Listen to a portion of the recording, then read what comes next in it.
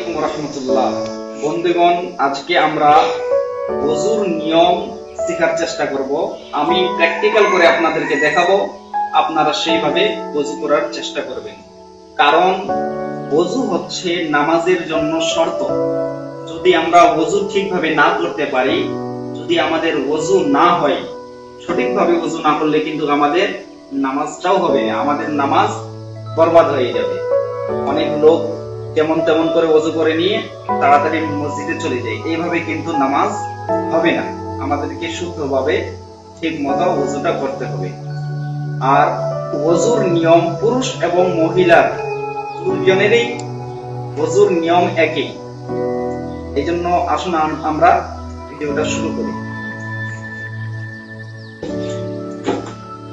তো ওযু করার জন্য প্রথমে আমাদেরকে নিয়ত করতে হবে। নিয়ত মনে মনে করলেও হয়ে যাবে, আপনি মুখ থেকেও বলতে পারেন। নিয়ত এইভাবে করবেন যে নিয়ত করলাম আমি পবিত্রতা অর্জন করার জন্য, আল্লাহ তাআলার হুকুম পালন করার জন্য। আপনি অন্য ভাষায় যে কোনো ভাষায় করতে পারেন। मैं वज़ू कर रहा हूं अल्लाह ताला का हुक्म बजा लाने और पाकी हासिल करने के लिए। এইভাবে আপনারা যে কোনো ভাষাতে ওযুর নিয়ত করতে পারেন। ওযুর নিয়ত করলে ওযুর নেকিটা পাওয়া যায়। আর যদি ওযুর নিয়ত না করি, আমরা এমনিতেই ওযু করে দিই, তাহলে কি হবে? তাহলে ওযুটা তো হয়ে যাবে, কিন্তু ওযু করার নেকি যেটা, ওটা পাওয়া যাবে না। এই জন্য সর্বপ্রথম আমরা নিয়ত করলাম আমি ওযু করছি আল্লাহ তাআলার হুকুম পালন করার জন্য এবং পবিত্রতা অর্জন করার জন্য। ওযু করতে গেলে প্রথমে একটু উঁচা জায়গাতে বসতে হয়। যেমন আমি টুলের উপরে বসেছি, একটু উঁচা জায়গাতে বসাটা ভালো, মুস্তাহাব। তারপরে ওযু আমরা স্টার্ট করি। ওযু করার আগে বিসমিল্লাহি ওয়াল হামদুলিল্লাহ এই কথাটা বলতে হয়। যদি কোনো ব্যক্তি এই দোয়াটি পড়ে বিসমিল্লাহি ওয়াল হামদুলিল্লাহ, তাহলে যতক্ষণ পর্যন্ত আপনি ওই ওযু অবস্থায় থাকবেন, ততক্ষণ পর্যন্ত আপনার নামায়ে আমলের মধ্যে 30টা নেকি লিখতেই থাকবে।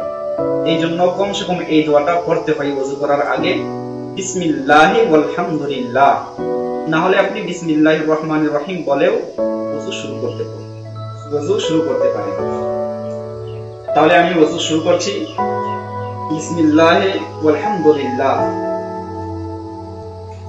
প্রথমে আমরা দুই হাতকে এই পর্যন্ত, কালাই পর্যন্ত ধোবো। এই পর্যন্ত ধুতে হবে। প্রথমে ডান হাত, তারপরে বাম হাত। আরেকটা জিনিস মনে রাখবেন, প্রথমে এটা বলে দিই আমি, ওযুর মধ্যে 4টি জিনিস হচ্ছে ফরজ। ফরজ মানে যেটা আমাদেরকে করতেই হবে, সেটা যদি না করি আমরা, তাহলে আমাদের ওযু হবে না। 4টা ফরজ হচ্ছে, প্রথমে মুখমণ্ডল ধোয়া, পুরা মুখ ধোয়া, এটা হচ্ছে ফরজ। তারপরে 2 হাত কোণে পর্যন্ত, এটাও ধোয়া ফরজ। এবং মাসাহা করা আর পা ধোয়া, এই 4টা জিনিস হচ্ছে ফরজ। কোনটা হাত ধোবো? যে প্রথমে আমরা 3 বার এই হাতটা ধরলাম, তারপরে বাম হাত 3 বার। আমাদের হাত ধোয়া হলো, এখন আমাদেরকে 3 বার কুল্লি করতে হবে। কুল্লি করব যেন মুখের প্রত্যেকটা জায়গাতে পানি পৌঁছে যায়। আর কুল্লি করার আগে যদি আমাদের কাছে দাঁতুন থাকে, মিসওয়াক থাকে, তাহলে আমাদেরকে দাঁতুন করে নিতে হবে। আর যদি দাঁতুন না থাকে, তাহলে আঙ্গুল দিয়ে আমরা করে নিলে তবুও হয়ে যাবে। তাহলে 3 বার আমরা কুল্লি করব কিভাবে? এই বাম হাত দিয়ে আমরা নল খুলবো আর ডান হাতে পানি দিয়ে কুল্লি করব।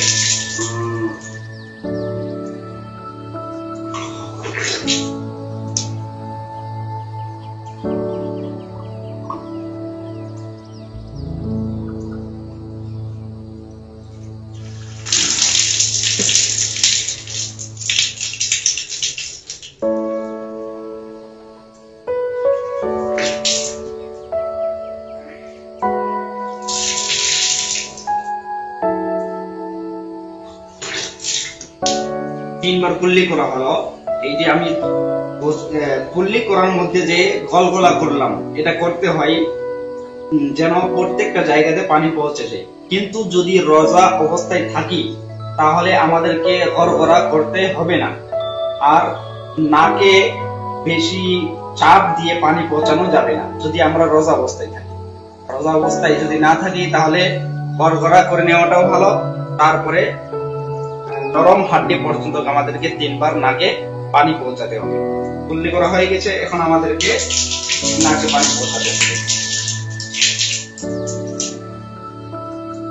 এই যে নাকে পানি পৌঁছাবে কি হবে, ডান হাতে পানি নেব, ডান হাতে পানি নিয়ে বাম হাতের ছোট্ট আঙ্গুল দিয়ে নাকের ভিতরটাকে সাফ করে দিতে হবে, যেন কোনো জিনিস লেগে না থাকে। এইভাবে আমরা সাফ করে দেব।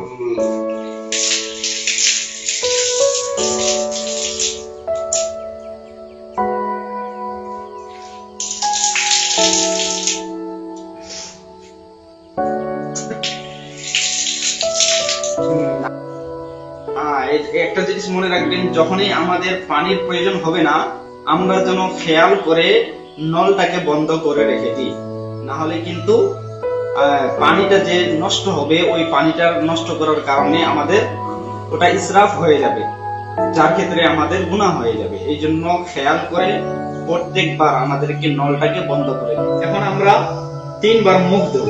এই মুখ ধোয়া কিন্তু ফরজ, এটা আমাদেরকে করতে হবে। মুখ ধোয়ার নিয়ম হচ্ছে এই যে যেখান থেকে চুল হচ্ছে, যেখান থেকে চুল হয় সেখান থেকে থড়ির নিচে পর্যন্ত, এইখান পর্যন্ত আমাদেরকে ধুতে হবে।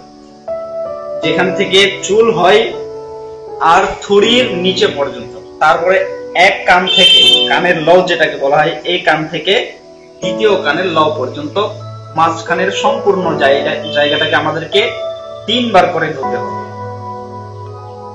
3 বার করে আমরা ধুবো কেমন করে, এই যে আমরা পুরা 1 চুল্লু পানি দেবো, পুরো 1 চুল্লু পানি নিয়ে ভালো করে ধুবো।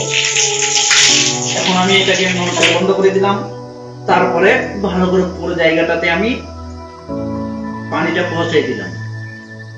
এইভাবে আমাদেরকে একটু ভালো করে করতে হবে যেন প্রত্যেকটা জায়গাতে পানি পৌঁছে যায়। আরেকবার আমি করবো, আর 2 বার করবো।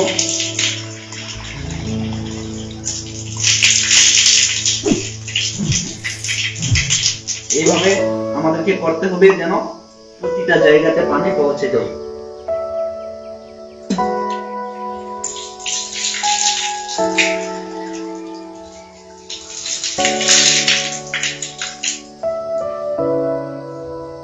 এইভাবে আমাদের মুখ ধোয়া হয়ে গেছে। 3 বারে ধুতে হবে।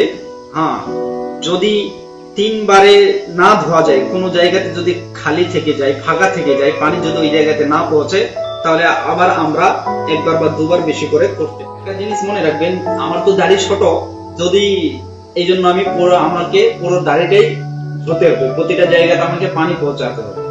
যদি কোনো ব্যক্তির দাড়ি অনেক ঘন এবং লম্বা থাকে তাহলে সেই ব্যক্তিকে খেলাল করতে হবে। খেলাল করা মানে হচ্ছে এই যে আমরা হাতের আঙ্গুল দিয়ে এইভাবে ভিতর থেকে আমরা এইভাবে দাড়িকে করে দিব, যদি আমাদের দাড়ি লম্বা লম্বা আর যদি ঘন থাকে। আর যদি আমার মতো পাতলা থাকে, হালকা থাকে, তাহলে পুরো মুখটাকে ধুলেই অটোমেটিক হয়ে যাবে, পুরো জায়গাতে আমাদেরকে পানি পৌঁছাতে হবে। এইভাবে আমাদের মুখ ধোয়া হয়ে গেল। এখন আমাদেরকে হাত ধুতে হবে। হাত ধুতে হবে আমাদেরকে এই আঙ্গুল থেকে শুরু করতে হবে, এখান থেকে শুরু করে আমাদেরকে কোনই পর্যন্ত ধুতে হবে। কোনই থেকে একটু উপরে, কোনই থেকে একটু উপর পর্যন্ত ধুতে হবে যেন পুরো হাত ধোয়া যায়।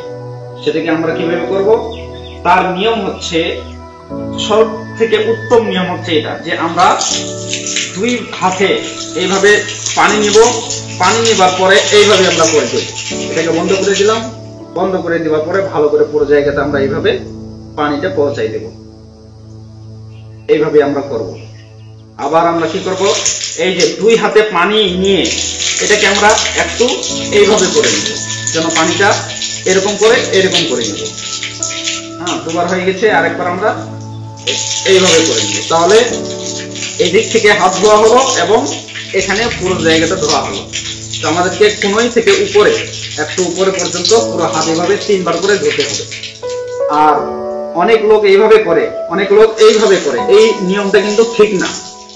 আমাদেরকে এদিক থেকে স্টার্ট করে এদিকে শেষ করতে হবে। এইভাবে ধোয়াটা সঠিক নিয়ম না। তাহলে আমাদেরকে কি করতে হবে, এইভাবে 3 বার করে ধুতে হবে। এক হাত হয়ে গেল। আর এইভাবেও করতে পারি, এক হাত দিয়ে আমি এই করলাম, নলটা খুলে এরকম করে, কিন্তু এইভাবে বেশি পানি পৌঁছাই না। এই জন্য যেটা আমি দেখালাম সেই নিয়মটাই হচ্ছে উত্তম নিয়ম, সেটা হচ্ছে এইভাবে আমরা 3 বার পানি পৌঁছাই দেব, তাহলে আমাদের হাত ধোয়া হয়ে যাবে। এইরকম এখন আমরা বাম হাত 3 বার ধোবো। ওই হিসাবে কি করব, এক চুল্লু পানি নিয়ে ডান হাতে একটু উপর করে এইভাবে করে নিতে হবে। তারপরে পুরো জায়গাতে পানি পৌঁছে নিলাম এইভাবে করে।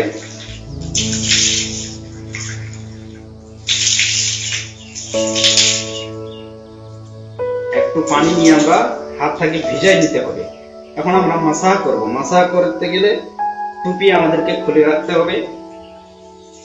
তারপরে কি করব, একটু হাতটাকে ভিজে নিয়ে, দুটাই হাত আমি ভিজে নিলাম। নিবার পরে একটু এখানে ধ্যান দিবেন, আমাদের এই 3টা আঙ্গুলকে মিলে নিতে হবে। আর এই 2টা আঙ্গুল শাহাদাত আর আঙ্গুঠা, এই 2টা আঙ্গুল বাকি থাকবে, ছাড়া থাকবে। এই 3টা আঙ্গুলকে এইভাবে আমরা মিলাই রাখবো। মিলাই রাখার পরে আমাদেরকে মাথার মাসাজ করতে হবে। একটু ভালো করে দেখে নিন, এইভাবে করে 3টা আঙ্গুলকে এইভাবে 3টা মিলাই নিলাম। তারপর আমাদেরকে মাসাজ করতে হবে কিভাবে, এইরকম করে নিয়ে যেতে হবে আমাদেরকে একদম গুদ্দি পর্যন্ত, এইখান পর্যন্ত নিয়ে আসতে হবে।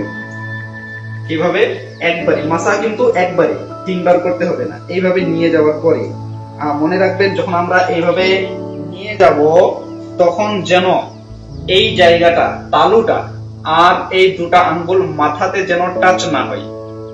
এই জায়গাটা, তালুটা আর এই 2টা আঙ্গুল মাথা থেকে আলাদা হয়ে থাকে। শুধু এই 3টা আঙ্গুল নিয়ে যেতে হবে আমাদেরকে। এইভাবে নিয়ে যাওয়ার পরে এইখান পর্যন্ত নিয়ে আসলাম। আবার এইখান থেকে যখন আমরা ফিরে নিয়ে আসবো কিভাবে, এই যে দেখুন একটু এইভাবে নিয়ে আসবো।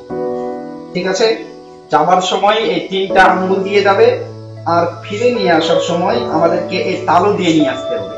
আমাদেরকে এইরকম করে নিয়ে আসতে হবে। তাহলে আমাদের কি হলো, এই 3টা আঙ্গুল আর তালুর মাসাটা হয়ে গেল। এখন আমাদের 2টা আঙ্গুল বাকি থাকছে। তাহলে এই 2টা আঙ্গুল কি করব, এই 2টা আঙ্গুল দিয়ে প্রথমে আমরা এই আঙ্গুল দিয়ে কানের ভিতরের জায়গাটা মাসাজ করব। একটু ভালো করে দেখে নেবেন, আবার দেখে দিচ্ছি। এইভাবে প্রথমে ভিতরে করে, এইভাবে করে আমরা ভিতরের জায়গাটা মাসাজ করে নিলাম। এখন আমাদের বাইরের জায়গাটা থাকছে আর এই 2টা জায়গা বাকি থাকছে। তাহলে এটা আমরা এইভাবে করে নিলাম। আমাদের মাসাজ কমপ্লিট। একটা জিনিস বাকি থাকলো, সেটা হচ্ছে যে আমাদের উল্টো দিকের জায়গাটা আছে, এই জায়গাটাকে আমরা, যে এটাকে গর্দান বলা হয়, ঘাড় যেটাকে বলি আমরা, সেটাকে আমরা কি করব, এই 2 হাতের উল্টো দিক থেকে এইভাবে করে দিব। এইভাবে করে নিয়ে আমাদের মাসাজ কমপ্লিট হয়ে গেল। মনে রাখবেন, এই গর্দান ঘাড়ের এটার মাসাজ করা হচ্ছে মুস্তাহাব, মানে করলে ভালো, না করলে সমস্যা নেই। তাহলে করে নেওয়াটা ভালো। এইভাবে আমরা করে নেব। কিন্তু মনে রাখবেন, এই যেটাকে আমরা হালাক বলি, এটার কিন্তু মাসাজ করতে হয় না। অনেক লোক এইভাবে পুরোটাই করে, তো এটা সঠিক নিয়ম না। এই সামনের জায়গাটা হালাক, গলা, এটা যেন মাসাজ না হয়, শুধু ঘাড় আর পিছনের গর্দান এই জায়গাটা মাসাজ। তো এইভাবে আমাদের মাসাজ কমপ্লিট হয়ে গেছে। প্রথমে আমরা এইভাবে নিয়ে গিয়ে এইভাবে এটা নিয়ে আসবো। তারপরে এই আঙ্গুল দিয়ে ভিতরের জায়গা, আঙ্গুঠা দিয়ে বাইরের জায়গা, আর উল্টো দিক থেকে আমরা ঘাড়ের মাসাজ করে নিব। এইভাবে আমাদের মাসাজ কমপ্লিট হয়ে গেল। মাসাজ কমপ্লিট করার পরে আমাদেরকে কি করতে হবে, আমাদেরকে প্রথমে ডান পা ধুতে হবে টাকনুর উপর পর্যন্ত। কিভাবে, এইভাবে আমরা ডান হাত দিয়ে এটা খুলবো। খোলার পরে কি করতে হবে, এই যে এই আঙ্গুল দিয়ে, বাম হাতের আঙ্গুল দিয়ে আমাদের খেলাল করতে হবে আঙ্গুলের এইগুলাতে, প্রতিটা আঙ্গুলে এইভাবে খেলাল করতে হবে। তারপরে যদি নাখুন বড় থাকে তাহলে নাখুনের ভিতরে একটু পানি পৌঁছাই দেব। এইভাবে করার পরে আমাদেরকে পাও ধুতে হবে। 3 বার করে পাও ধুয়ে নেব। তারপরে আবার আমাদেরকে বাম পা ধুতে হবে। এখানে আবার আমরা মাসাজ করব। কিভাবে, খেলাল করবো আঙ্গুল দিয়ে, বাম হাতের ছোট আঙ্গুল দিয়ে এইখান থেকে খেলাল করবো। এইখান থেকে প্রতিটা আঙ্গুলে আমরা এইভাবে খেলাল করবো। খেলাল করার পরে ভালো করে যেন কোনো জায়গা বাকি না থাকে, টাকনুর উপর পর্যন্ত এইভাবে